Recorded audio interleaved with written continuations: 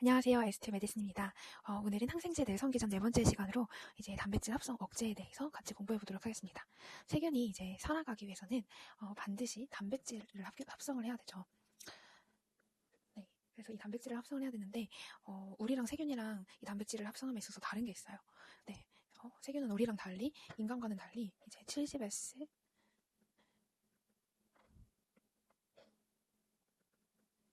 리보솜을 가지고 있습니다. 네, 그리고 이 70S 리보솜은 어떻게 결합이 됐냐면 30S 서브 유닛이랑 그리고 50S 수단위로 구성이 되어 있죠. 네, 근데 인간은 이와 다르게 70S가 아니고 80S 리보솜입니다. 네, 구조가 다르다는 거, 리보솜 구조가 다르다는 걸 우리가 알고 있으면 좋을 것 같고요. 인간과의 차이가 있는 점에서 이제 세균을 선택적으로 공격을 할 수가 있잖아요. 그래서 이런 식으로 다른 구조가 있으면 이것을 표적으로 삼게 되는데 이제 이것을 이용해서 만든 항생제가 이제 단백질 합성 억제제입니다. 그래서 한번 살펴보면은 이 70S 리보솜이 30S 소단이랑 50S 소단이 이렇게 두 개로 구성이 되어 있잖아요. 그러면은 이 억제제를 30S 소단위를 억제하는 그 억제제를 사용을 하거나 50S 소단위 억제제를 사용을 하면 이 단백질 합성을 억제할 수 있겠죠. 네, 그래서 각각의 소단위를 억제하는 항생제들이 있습니다. 그래서 30S 소단위의 억제제는 뭐가 있냐면 아미노글라이코사이드가 있습니다. 아미노글라이코사이드가 있고요. 그리고 테트라사이클린이 있습니다.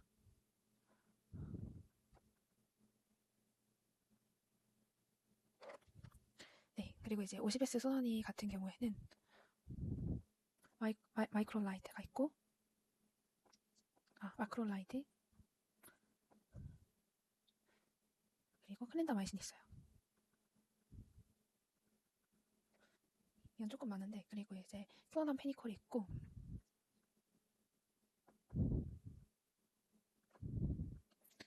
그리고 리네졸리드, 그리고 스트랩토그라민,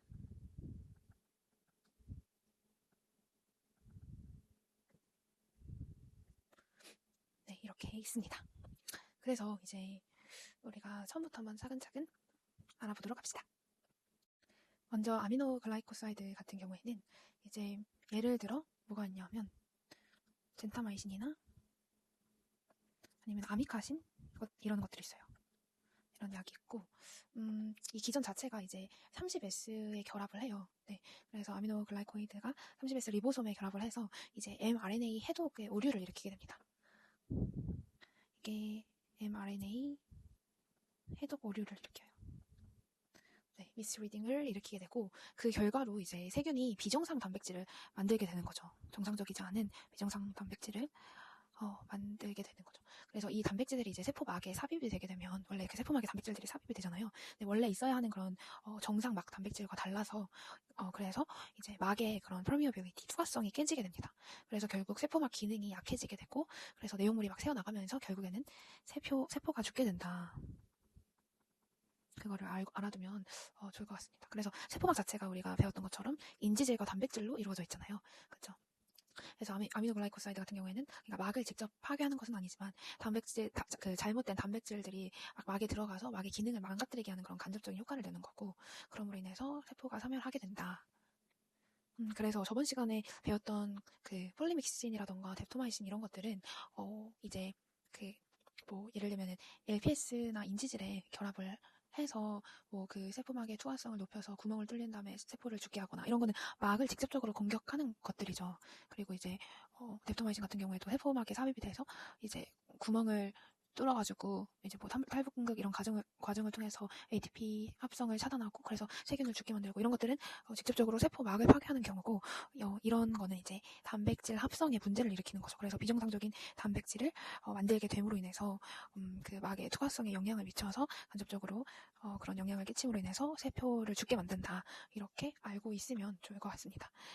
그리고 이제 두 번째로 테트라사이클린인데요. 테트라사이클린 같은 경우에도 예를 들어보면은 이 친구는 이제 독시사이클린이나 그리고 미노사이클린 네, 테트라사이클린이어서 독시사이클린, 미노사이클린이다 같은 그룹으로 생각을 하시면 될 것 같고, 그래서 이 친구들 같은 경우에도 30S에 결합을 해요. 그래서 이거는 이제 mRNA 해독오류가 아니고 이거는 이제 tRNA가 이제 결합하는 A 사이트가 있잖아요. 네, 이거를 이제 차단을 하게 되는 거예요. 그래서 새로운 아미노산이 못 들어오게 해가지고 단백질 합성이 중단이 돼요. 네, 그래서 이 친구 같은 경우에는 세포 사멸은 아니고 정균성이에요. 정균성이고, 그리고 이제 그런 광범위 항생제라던가 비정형 세균, 예를 들면 마이코플라즈마나 클라미디아 같은 거에 효과적이에요. 그래서 정균성이란 게 이제 말 그대로 세균을 죽이지 않고 성장을 억제하는 성질이에요. 네, 그래서 이제 이 테트라사이클린 같은 경우에는 정균성이에요. 그래서 이제 세균 증식을 막아서 우리 몸에 그런 면역계가 세균을 제거할 수 있도록 도와주는 그런 거고, 이제 그래서 항생제의 어떤 작용 방식의 분류 중에 하나인 거거든요. 그래서 예를 들면 단백질 합성 억제를 통해서 하는 건 테트라사이클린, 마크롤라이드 막 이런 거. 네, 그런 게 이제 대표적인 정균성이고, 엽산 합성 억제제 중에서는 설포나마이드가 있겠죠.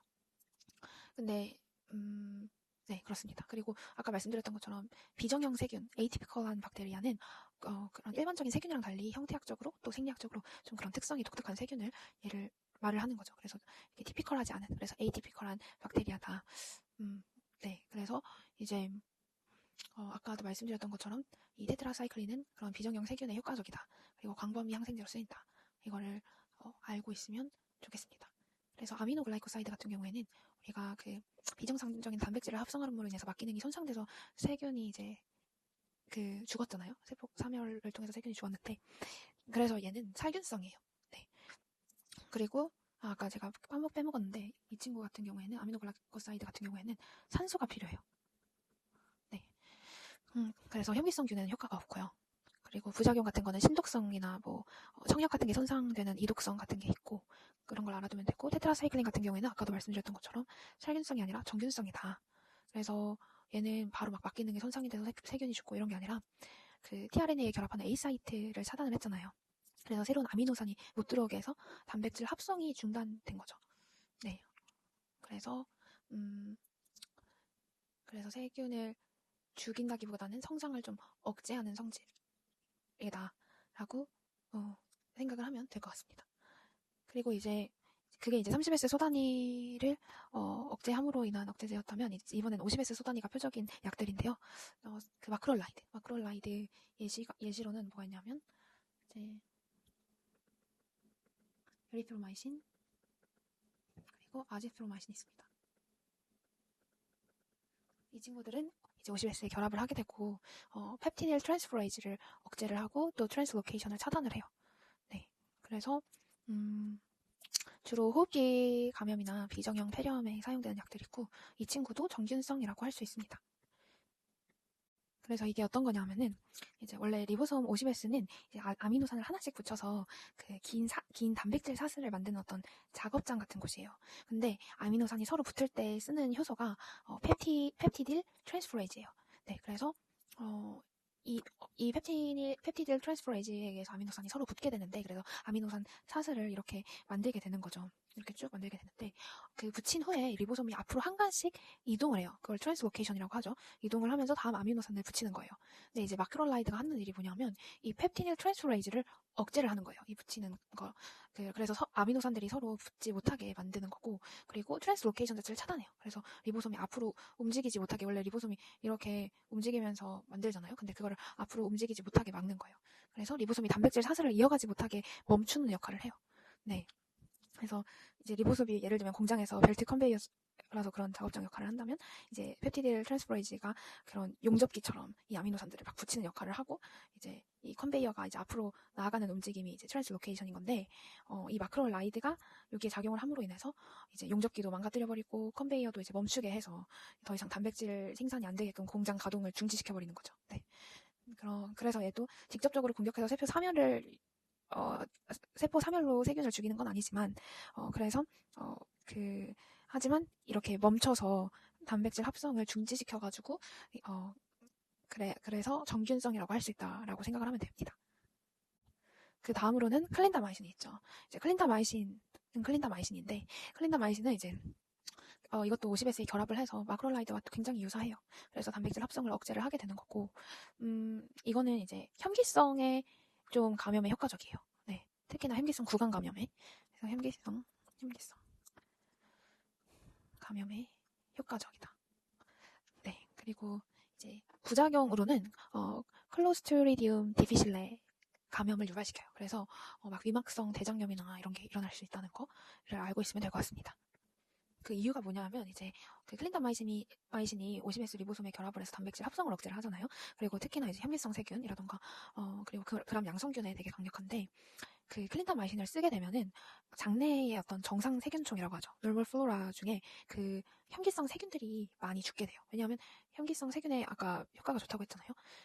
근데 이제 클로스트리디움 디피실레 같은 경우에는 내성이 있어가지고 얘네는 살아남아요. 그래서 정상 세균들이 줄어들었는데 다른 애들은 다 죽었는데 클로스트리디움 디피실레는 살아남았잖아요. 그래서 이게 이제 얘네만 살아남으니까 얘네가 과증식을 하게 되는 거죠. 네. 그래서 과증식함으로 인해서 이 클로스트리디움 디피실레가 독소를 막 분비를 해요. 막 톡신 A, 톡신 B 이런 독소들을 분비를 해서 대장 점막을 이제 손상시키게 되는 거죠. 네, 그래서 이제 그런 손상 부위에 그 수도 멤브레인을 이제 형성을 하게 되고, 그래서 뭐 심한 설사라던가 복통이라던가 발열이라던가 심하면 막 장천공까지도 발생을 하게 되고, 그래서 그런 것 때문에 결국엔 클로스트리디움 이 디피실레 얘가 막 과증식을 하고 나머지는 다 죽어버리고, 나머지는 죽고, 얘네가 그래서 과증식을 해서 막 독소를 분비를 해서 그래가지고 이제 그 위막성 대장염을 일으킨다. 네. 그래서 막 예를 들면 항생제 사용 후에 막 되게 심한 설사가 있고 막 수도 멤브레인이 생기고 뭐 아무튼 그러면은 뭐가 원인이냐? 아마도 클린더마이신을 사용해서 그럴 거다. 이렇게 유추를 또 해볼 수 있겠죠? 네, 그렇게 알아두면 될 것 같습니다. 다음으로 이제 클로람페니콜. 이 클로람페니콜도 똑같이 50S에 결합을 해서 펩티닐 트랜스포레이즈를 억제를 해요. 펩티닐 트랜스포레이즈가 뭐라고 했죠? 이 아미노산 연결해주는 그런 역할이었죠.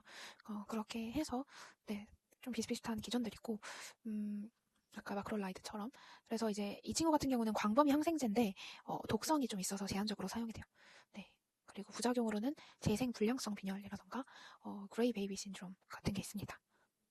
조금 더 정확하게 얘기를 한다면 이 마크롤라이드는 이제 펩티닐 트랜스포레이즈의 활성을 직접 억제하거나 이렇다기보다는 얘는 조금 더 뭐라고 하죠? 이 트랜스로케이션을 차단하는 거에 좀 중점적인 거고, 이 친구가 이제 펩티딜 트랜스포레이즈 활성을 직접 억제를 하는 거죠. 그런 차이가 있다. 네, 그래서 이제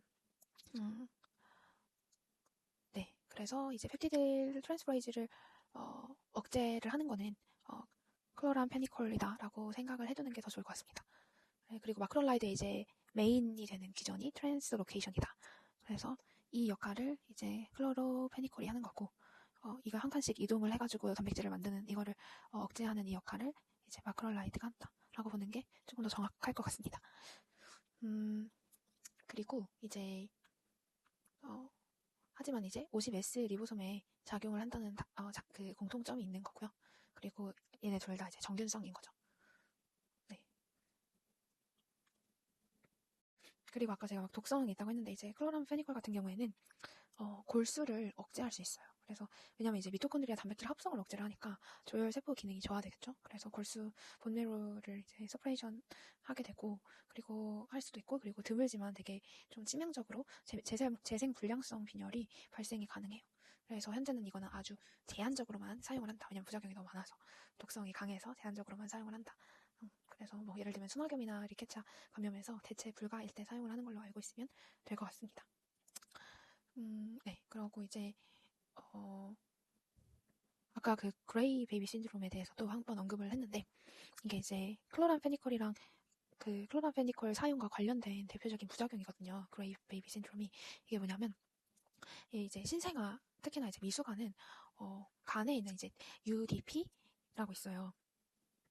그게 이제 유리딘 디포스페이트고, 그리고 이제 이게 UDP 그 UDP 글루크로닐 트랜스퍼레이즈가 있어요. 이게 뭐냐면 간에 있는 되게 중요한 해독 요소예요. 네, 그래서 UDP 글루크로닐 트랜스퍼레이즈가 있다. 이게 간에 있는 되게 중요한 해독 효소인데 이게 이제 약물이나 빌리루빈 같은 어떤 지용성 물질에 글루크로닉 애시드를 붙여줘요. 그래서 수용성으로 만들어서 소변 담즙으로 이제 배설이 가능하게 하는 그런 되게 중요한 요소거든요.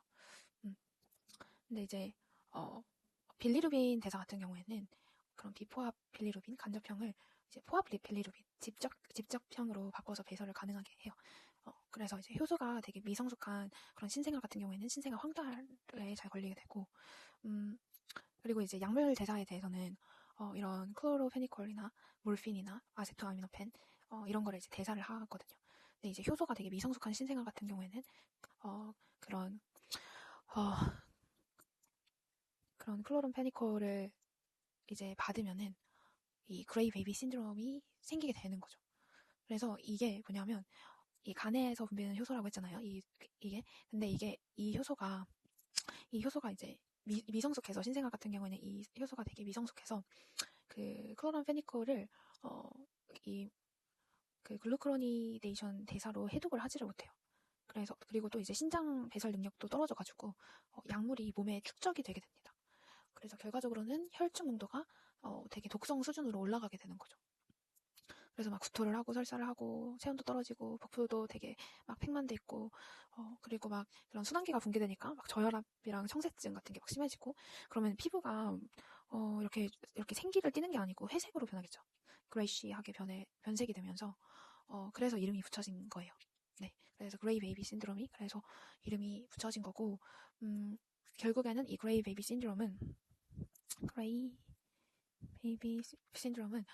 클로로페니콜이 대사되지 못하고 배설되지 못해서 신생아에게 나타나는 증후군이다. 이렇게 알고 있으면 되겠습니다. 왜냐하면 이 UDP 글루크로닐 트랜스퍼레이즈가 있어야지 이제 클로로페니콜을 이제 해독을 할 수 있을 텐데 그 해독을 할 수가 없는 거잖아요.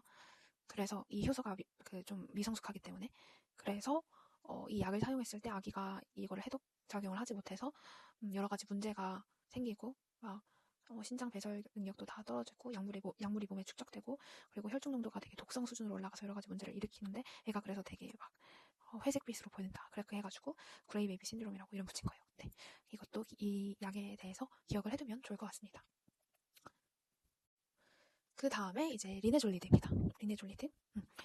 이 리네졸리드 같은 경우에도 오시베스에 결합을 하죠.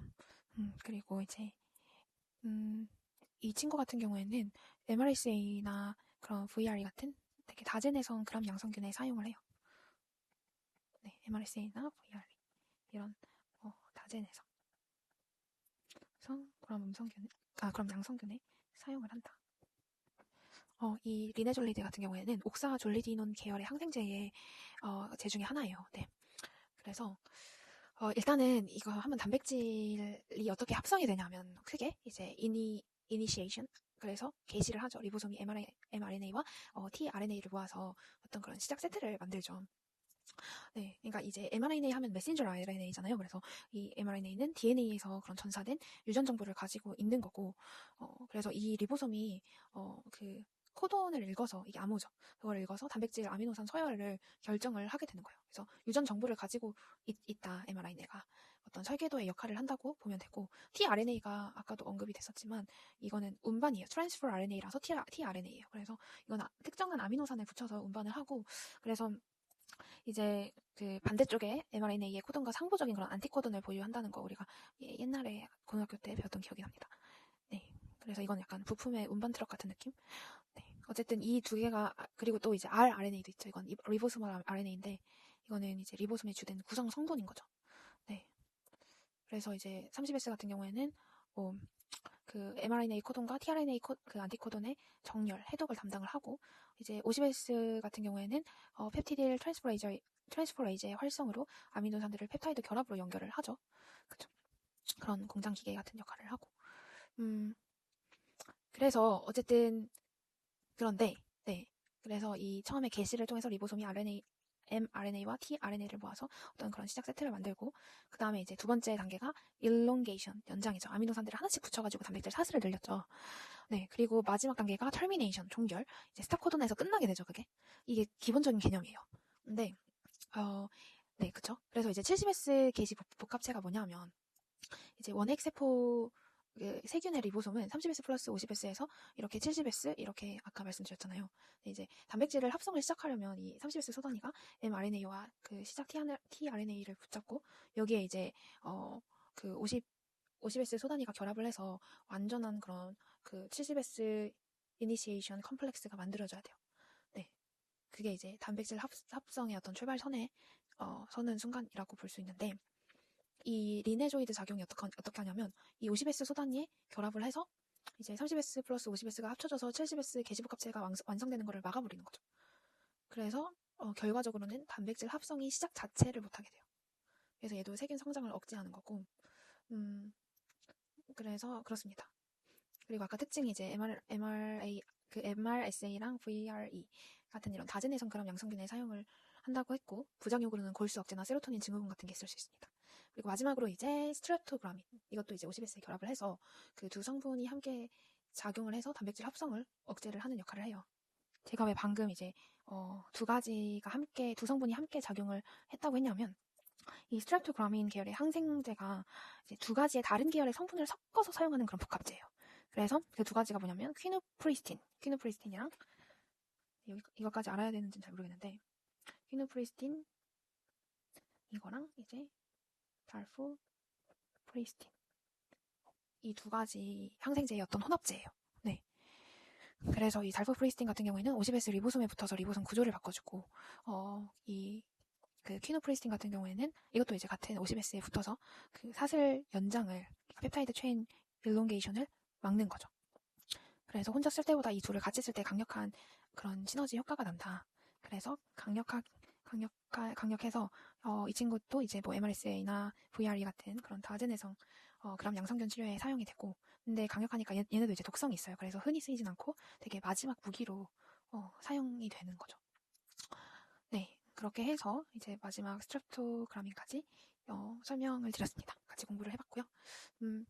그래서 이제 간단하게 정리를 한다면, 아미노글라이코사이드 같은 경우에는 mRNA의 해독 오류에 영향을 끼치고, 그리고 살균성이다. 테트라사이클린은 tRNA의 A 사이트에 그 A 사이트를 이제 차단을 해서 하는 그런 기전이고, 그래서 정균성이고, 그리고 이제 마크로라이드 같은 경우에는 트랜스로케이션을 차단을 한다. 네, 트랜스로케이션을 차단을 한다. 그리고 클린다마이신 같은 경우에는 현기성 감염에 쓰이고, 그리고 위막성 대장염을 좀 유발을 한다. 왜 그랬죠? 네, 이 디피실레 때문이었죠. 그리고 이제 클로람페니콜 같은 경우에는 펩티딜 트랜스포레이즈를 억제를 한다. 네, 이걸 이 아미노 사슬을 연결해서 사슬로 만들어주는 그 아미노산을 연결하는 그런 역할을 하는 펩티딜 트랜스포레이즈를 억제를 해서 단백질을 합성을 못하게 만들었죠. 그리고 얘는 이제 독성이 강해서 그리고 이제 신생아 같은 경우에는 이게 해독이 되지가 않기 때문에 그레이 베이비 신드롬 같은 거에 걸릴 수 있다. 이거를 기억해두면 좋을 것 같고, 그 리네조이드 같은 경우에는 게시복합체를 억제를 했죠. 그리고 내성균 치료에 쓰였고, 그 스트랩토그라민 같은 경우에도 내성균 치료에 쓰입니다. 되게 강력해서 MRSA나 VRE 다제내성 그람 양성균에 사용을 하고, 마지막에 사용을 한다. 이렇게 알아두면 좋을 것 같아요. 그래서 세균 단백질 합성 억제제는 30S랑 이제 50S를 나누어서 기억을 하면 좋아요. 30S에서는 아미노글라이코사이드, 이건 해독 오류 관련해서, 그리고 테트라사이클린, 이거는 tRNA 차단, 그리고 50S에서는 마크로라이드, 클린다마이신, 클로람페니콜, 이제 리네조이드, 스트랩토그라민, 이런 게 핵심적인 약이죠. 네, 그래서 임상에서의 그런 선택은 어떤 균의 성격에 따라서 그람 양성인지 음성인지 현기성인지 내성은 있는지 이런 거에 따라서 달라져요. 그래서 우리가 맨 첫 번째 시간에 항생제 공부할 때 그 그람 음성 양성에 대해서 공부를 했던 것이고요. 이렇게 해서 이제 단백질 합성 억제제의 그 기전에 대해서도 우리가 알아보았습니다. 네, 수고 많으셨고 감사합니다.